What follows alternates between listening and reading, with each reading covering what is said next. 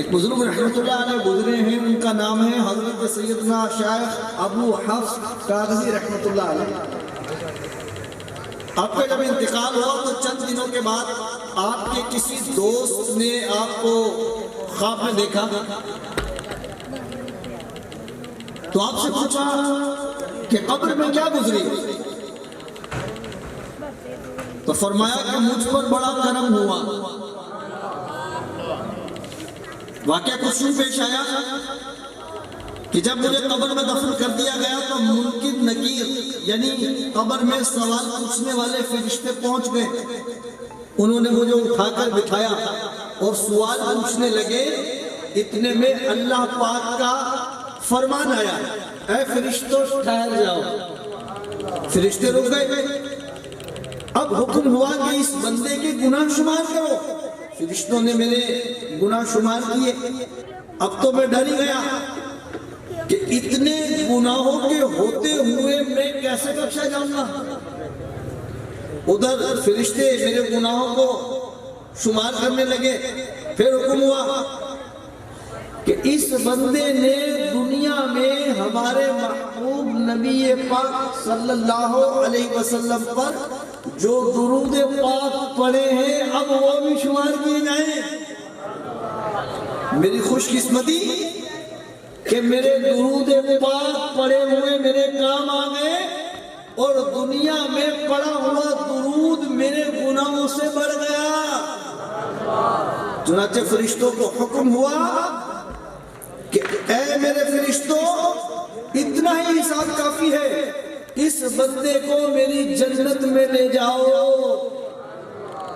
ذات والا پہ بار بار درود، بار بار اور بے شمار درود، بے عدد اور بے عدد تسلیم، بے شمار اور بے شمار درود۔ گورے بے کس کو شمع سے کیا کام، ہو چراغے سرے مزار درود۔ قبر میں خوب کام آتی ہے، بے کسوں کی ہے یار غار درود۔ جان نکلے تو اس طرح نکلے، تجھ پہ اے غم زدوں کے یار درود۔ دل میں جلوے بسے ہوئے تیرے، لب پہ جاری ہو بار بار درود۔ اے حسن خار غم کو دل سے نکال، غم زدوں کی ہے غم گسار درود۔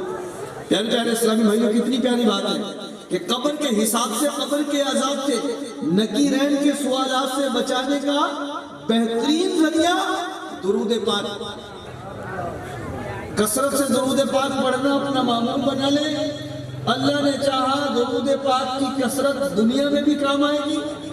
جب اس دنیا سے رخصت ہوں گے بوقت نزا، درود پاک کی برکت پھر بھی کام آئے گی۔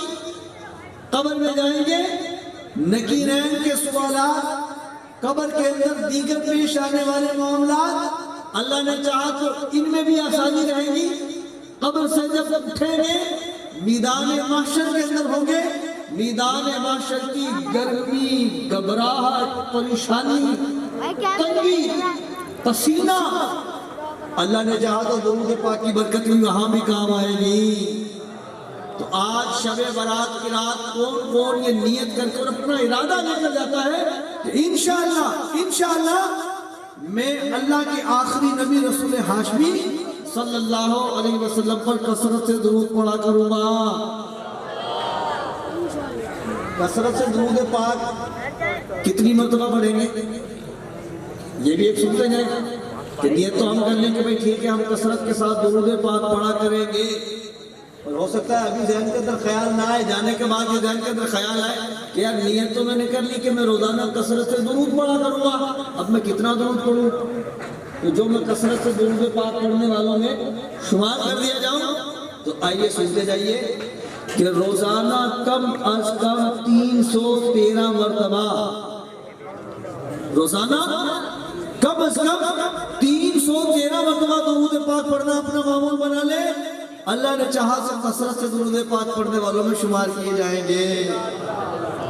تو کس کس کی نیت بنتی ہے کہ انشاءاللہ کم از کم روزانہ 313 مرتبہ درود پاک پڑھا کریں گے؟